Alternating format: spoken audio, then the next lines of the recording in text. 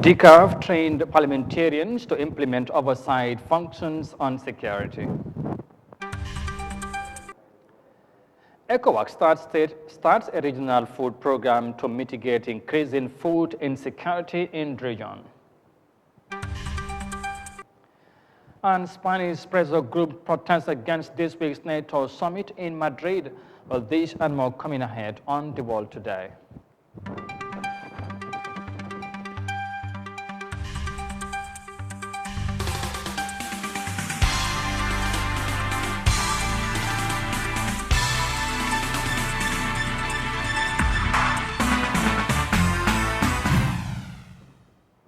This is Eyeafrica TV and you are watching The World Today News, bulletin live from our studios in Banjul. Many thanks for joining us.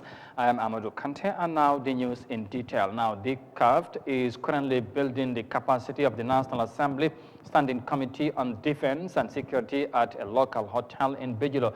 The three-day capacity building training is funded by the European Union, aimed at enhancing the oversight capability of the Defense and Security Committee. Mafuji Sise has more details of that in this report.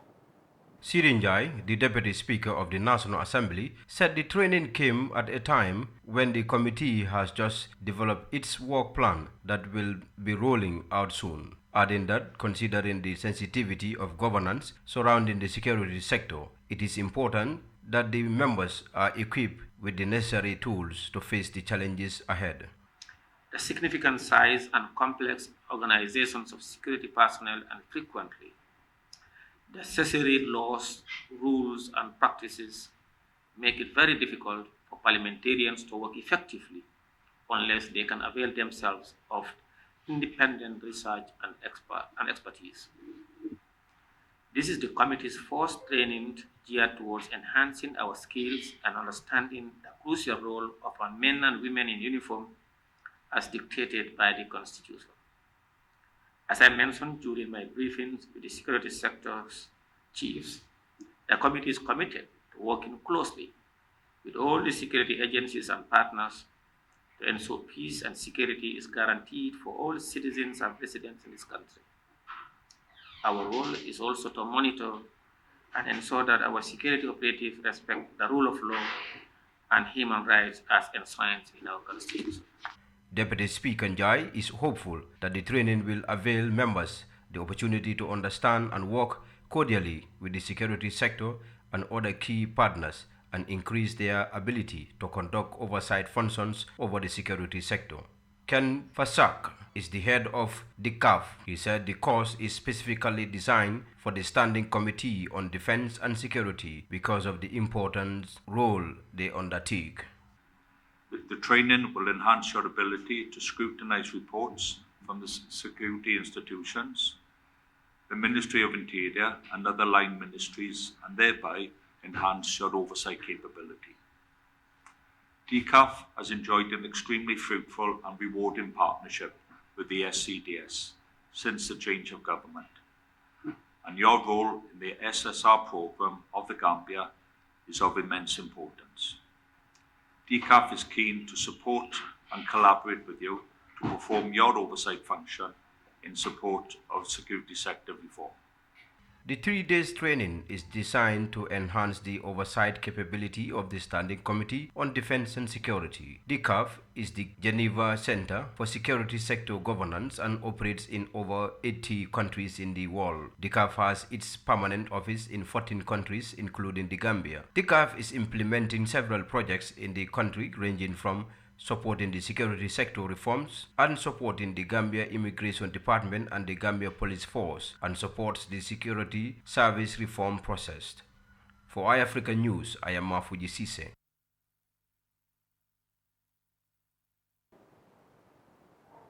And from the report there by Mafuji Sise, moving on, given the growing fear of food insecurity on the African continent, the West African Regional Bloc, ECOWAS, has launched a food program that seeks to mitigate the food crisis in the region.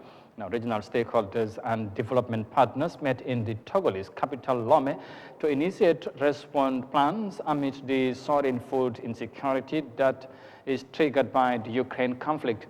The program, supported by the World Bank, will be implemented in 2 phases. Let's have more details of that in this report.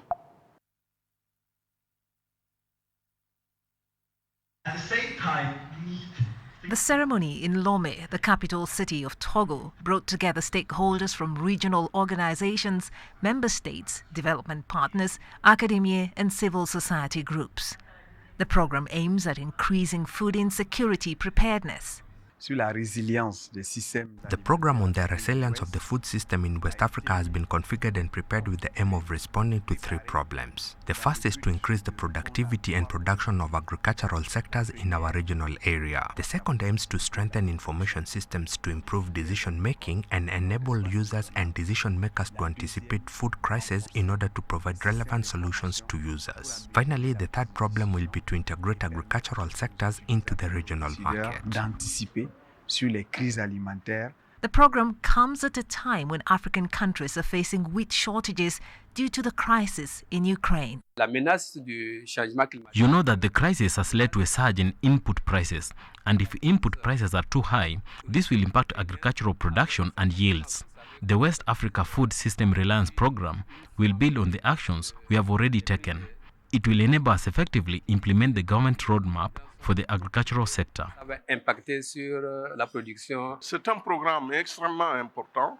It is an extremely important program that interests the population, particularly young people and women, from production to the processing of the products, their sale on the market, and mobilizing the private sector to ensure marketing, processing, and distribution on the market.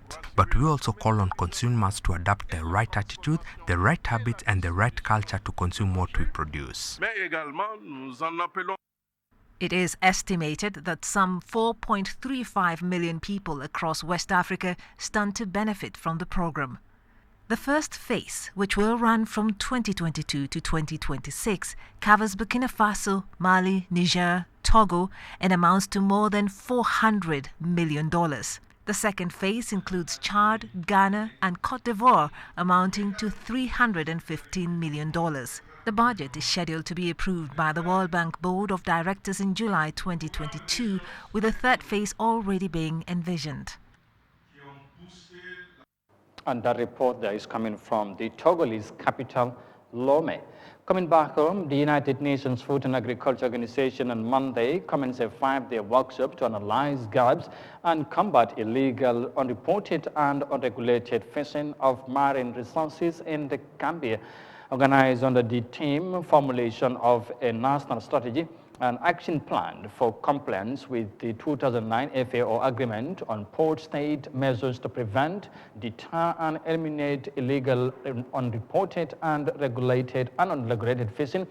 And Moses Imendi tells us more of that in this report. Illegal, unreported, and unregulated IUU fishing undermines sustainable fisheries and leads to the loss of social and economic opportunities, as well as affect the livelihoods of legitimate fishers and coastal communities negatively. Therefore, the workshop is geared towards the formulation of a national strategy and action plan for the Gambia to effect international instruments and strengthen the local and national capacity to eliminate and deter unauthorized fishing.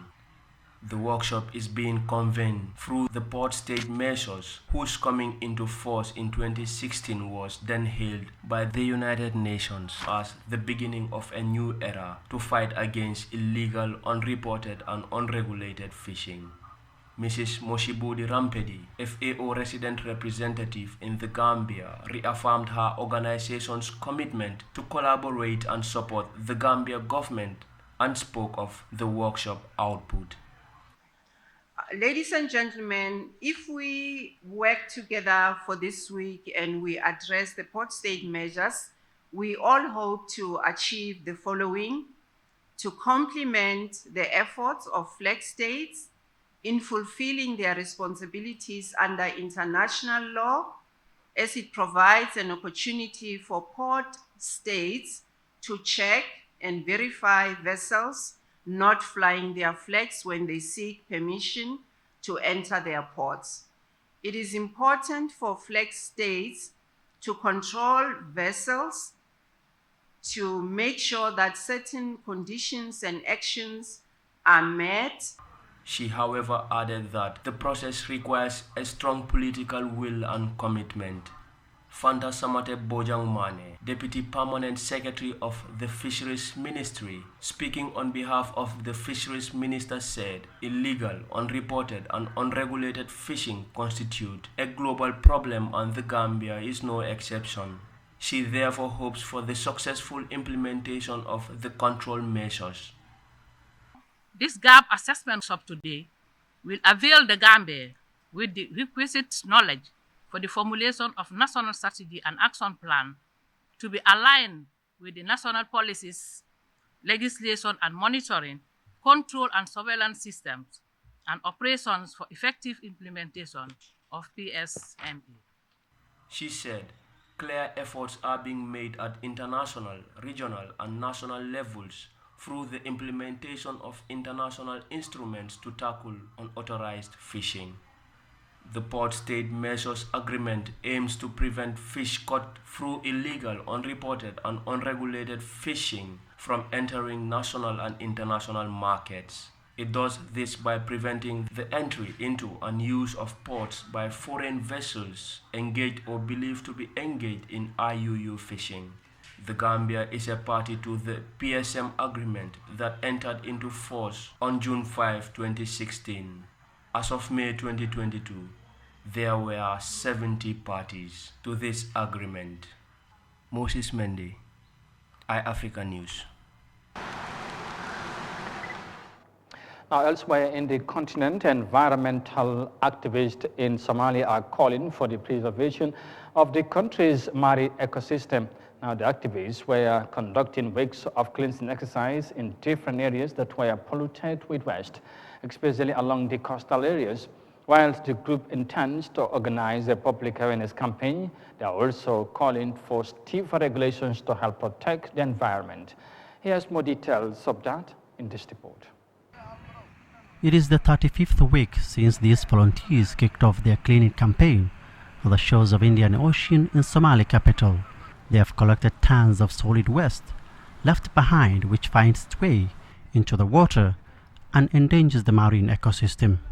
The team leader says they also do awareness campaign for fishermen on dangers of dumping petroleum waste in the water. We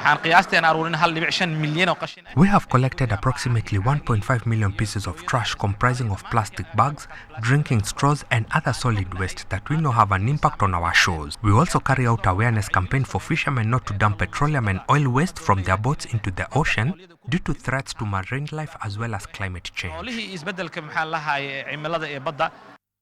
The campaign is spread into other parts of Somalia, where the use of plastic and other solid waste is also threatening aquatic life. Our activity is not only limited in the capital Mogadishu, but it's spreading across other parts of the country, especially in the riverine areas where cleaning is also conducted mainly on solid plastic waste. As we know, several countries banned the use of plastic due to its health implications as well as danger to marine life. Environmental activists are calling for strict laws to protect aquatic life. Two significant bills were drafted to protect the ecosystem by the previous administration. They were environmental protection and climate change respectively. These were endorsed by the cabinet but were not submitted to the parliament for approval. There were some setbacks. We need regulations that protect our ecosystem from those who intend to cause harm. A report by Indian Ocean Tuna Commission listed French and Spanish vessels for threatening marine life in Somalia's exclusive economic zones. The Commission noted in its 26th session in Seychelles that fleets cause irreversible damage to the ocean and people who depend on it. As Kenya and Portugal co-host this year's UN Ocean Conference, Somalia hopes there will be tangible solutions to save its ocean from illegal fishing and solid waste in order to protect its future. You're watching the World Today News Bulletin on Eyeafrica TV, and we are coming to you live from our studios in Banjul. And from that report there in Somalia, we now take a break and come back shortly. Stay with us, we'll be right back.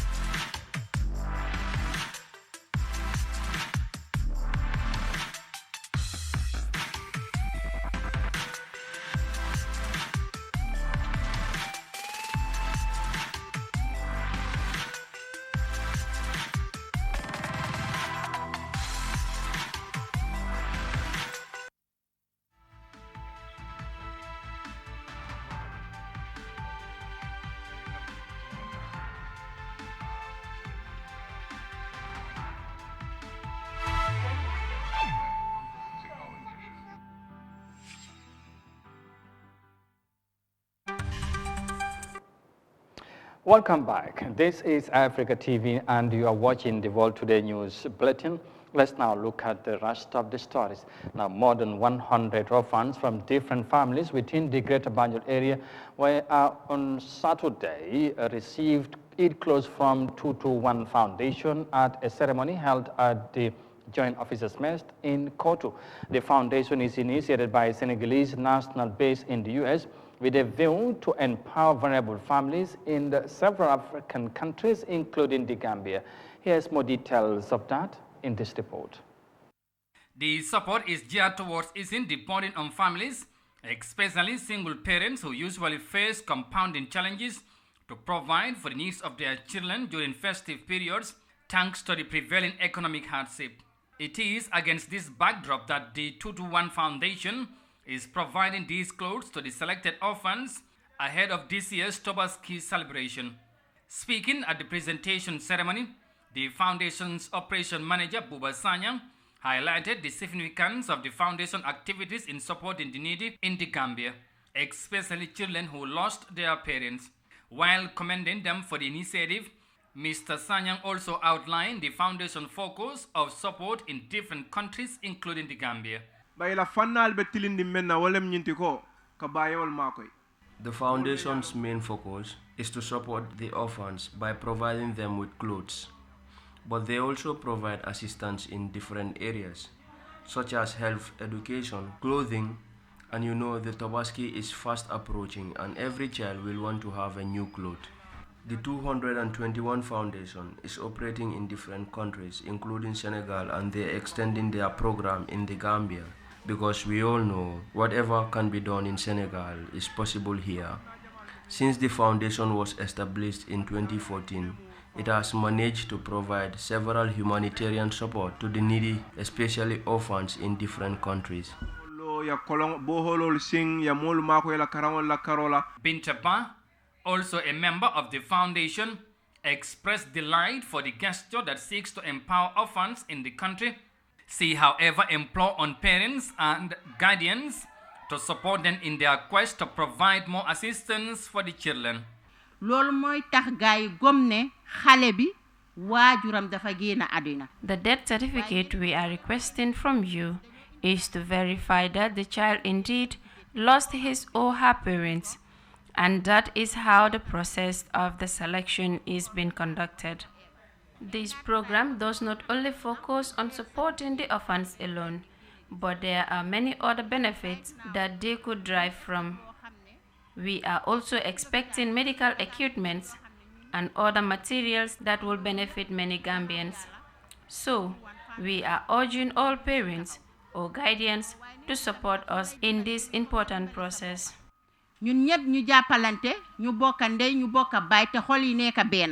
Sophie, the Foundation's regional coordinator who traveled from Senegal to witness the event, thanked the local facilitators, saying the Foundation intends to widen its programs in different sectors in the country. She called on the government to support them, as this is the beginning of many activities they plan to roll out in the small West African nation. The presentation of the clothes to the identified orphans was coordinated by the Foundation's country representatives and graced by several invited guests, the delighted parents and guardians of the orphans who benefited from the 221 Foundation's gesture. Reporting for Africa News, I am Amadou Kante. And from the report there, now on to our last story. Now, ahead of this week's NATO summit in Spain, several pressure groups were out on the street of the country's capital, Madrid, to vent their frustration against the summit. The protesters said they are against NATO's presence in their country, believing that it only represents misery. They are also protesting against NATO's provision of weapons to Ukraine. With the summit set to commence on Wednesday, the protesters are expected to follow this summit very closely. Here's more details of that in this report. Thousands of protesters took to the streets in central Madrid on Sunday. The anti-NATO march was timed ahead of the Alliance's summit, which starts on Wednesday here in the Spanish capital. Many of the groups involved took part in a summit for peace, debating the world order and the future of security for different countries around the globe. Pressure groups such as Ecologists in Action and Fridays for Future were also joined by some large Spanish unions. We think NATO is a criminal organisation that doesn't help the working classes. With them, it's just war and misery. So we don't want NATO in our country. That's why we're protesting. Now, the hugely anticipated NATO summit will follow on from the G7 leaders meeting currently taking place in Germany. Now, Sweden and Finland have applied for NATO membership, and the Ukrainian President, Volodymyr Zelensky, is expected to address the organisation via video link. A second protest on Wednesday was due to take place to coincide with a working lunch of NATO leaders and heads of state close to the Prado Museum.